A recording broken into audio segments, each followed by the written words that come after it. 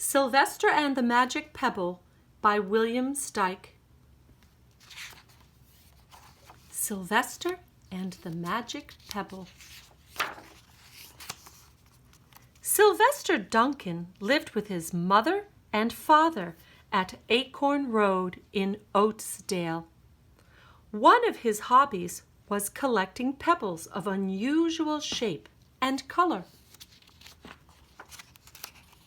On a rainy Saturday during vacation, he found a quite extraordinary one.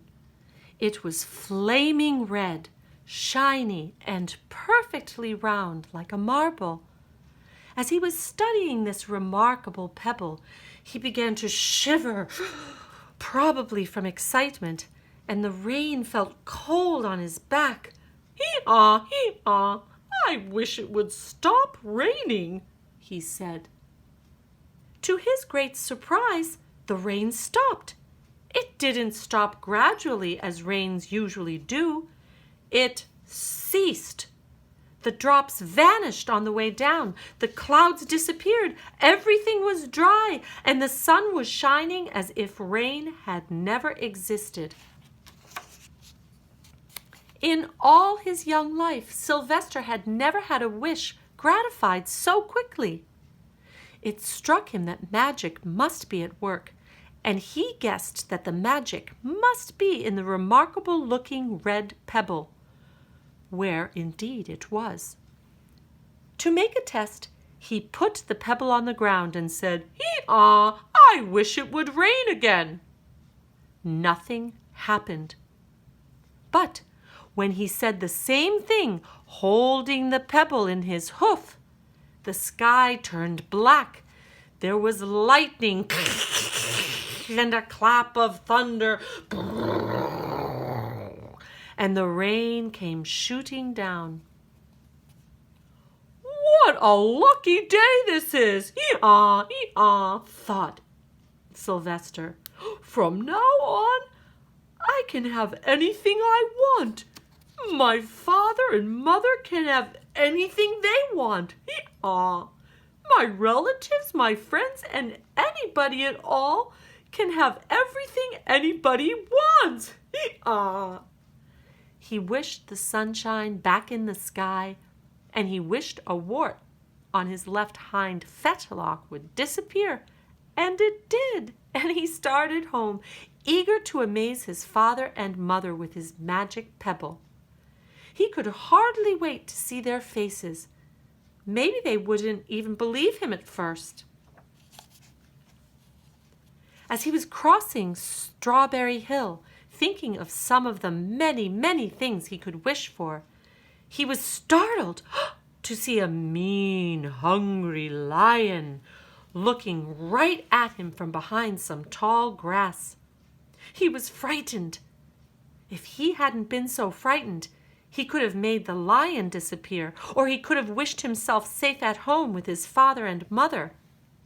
He could have wished the lion would turn into a butterfly or a daisy or a gnat. He could have wished many things, but he panicked and couldn't think carefully. "Hee-haw, I wish I were a rock," he said, and he became a rock. The lion came bounding over, sniffed the rock 100 times, walked around and around it, and went away confused, perplexed, puzzled, and bewildered. "Roar! I saw that little donkey as clear as day. Roar! Maybe I'm going crazy," he muttered. And there was Sylvester, a rock on Strawberry Hill, with the magic pebble lying right beside him on the ground, and he was unable to pick it up. "Hee-haw! Oh, I wish I were myself again," he thought, but nothing happened. He had to be touching the pebble to make the magic work, but there was nothing he could do about it. His thoughts began to race like mad. He was scared and worried. Being helpless, he felt hopeless. He imagined all the possibilities, and eventually he realized that his only chance of becoming himself again was for someone to find the red pebble and to wish that the rock next to it would be a donkey. Someone would surely find the red pebble. It was so bright and shiny. But what on earth would make them wish that a rock were a donkey? The chance was 1 in a billion at best.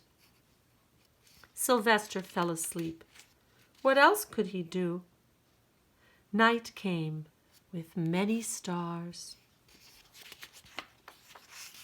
Meanwhile, back at home, Mr. and Mrs. Duncan paced the floor, frantic with worry. Sylvester had never come home later than dinner time. Where could he be? They stayed up all night wondering what had happened, expecting that Sylvester would surely turn up by morning. But he didn't, of course. Mrs. Duncan cried a lot, and Mr. Duncan did his best to soothe her. Both longed to have their dear son with them. Hee-haw, hee-haw, I will never scold Sylvester again, hee-haw, as long as I live, said Mrs. Duncan. Hee-haw, no matter what he does, hee-haw.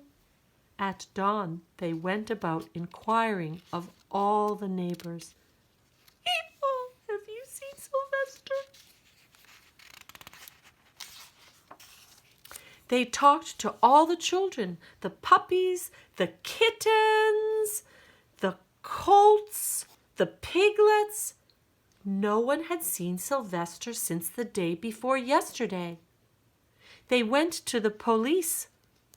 The police could not find their child. All the dogs in Oatsdale went searching for him. They sniffed behind every rock and tree and blade of grass, into every nook and gully of the neighborhood and beyond, but found not a scent of him. They sniffed the rock on Strawberry Hill, but it smelled like a rock. It didn't smell like Sylvester. After a month of searching the same places over and over again, and inquiring of the same animals over and over again, Mr. and Mrs. Duncan no longer knew what to do. They concluded that something dreadful must have happened, and that they would probably never see their son again. Though all the time he was less than a mile away. They tried their best to be happy, to go about their usual ways. But their usual ways included Sylvester, and they were always reminded of him. They were miserable. Life had no meaning for them anymore.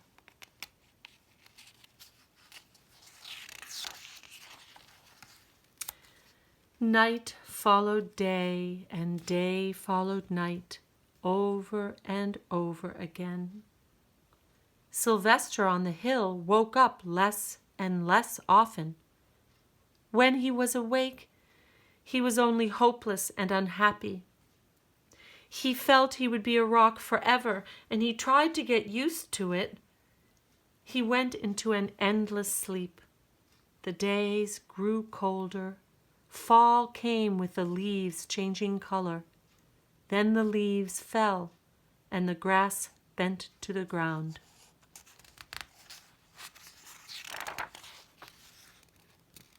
Then it was winter.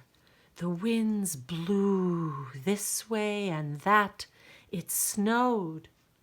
Mostly the animals stayed indoors, living on the food they had stored up. One day, a wolf sat on the rock that was Sylvester and howled because he was hungry. Ow! Ow, ow, ow.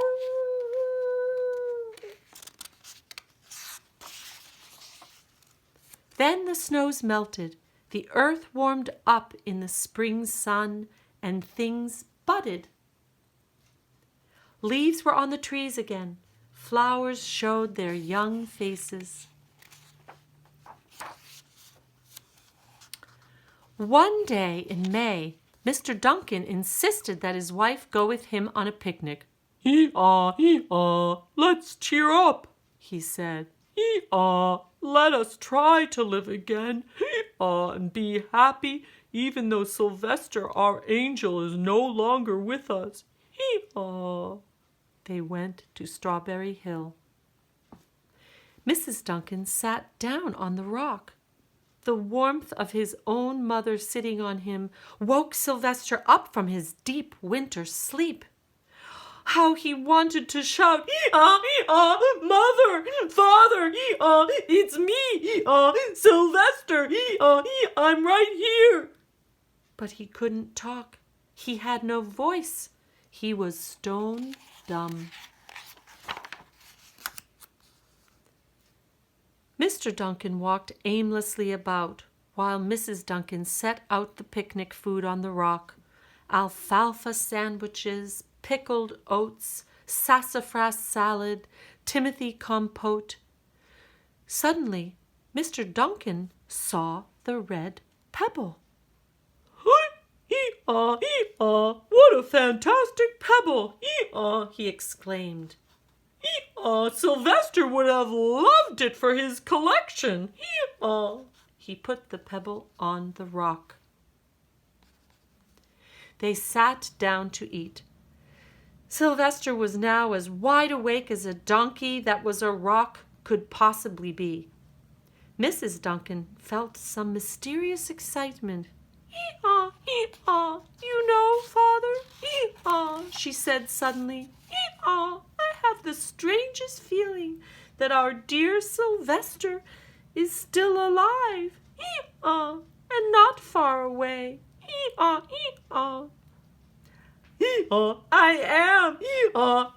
am, Sylvester wanted to shout, but he couldn't.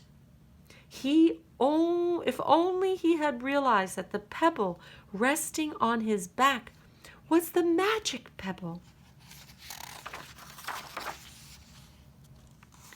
Oh, how I wish he were here with us on this lovely May day, said Mrs. Duncan. Mr. Duncan looked sadly at the ground. Don't you wish it too, Father? She said. He looked at her as if to say, how can you ask such a question? Mr. and Mrs. Duncan looked at each other with great sorrow. I wish I were myself again. I wish I were my real self again, thought Sylvester. And in less than an instant, he was! You can imagine the scene that followed. The embraces, the kisses, the questions, the answers, the loving looks, and the fond exclamations. When they had eventually calmed down a bit and had gotten home, Mr. Duncan put the magic pebble in an iron safe. Some day they might want to use it. But really, for now, what more could they wish for? They all had all that they wanted. All together. The end.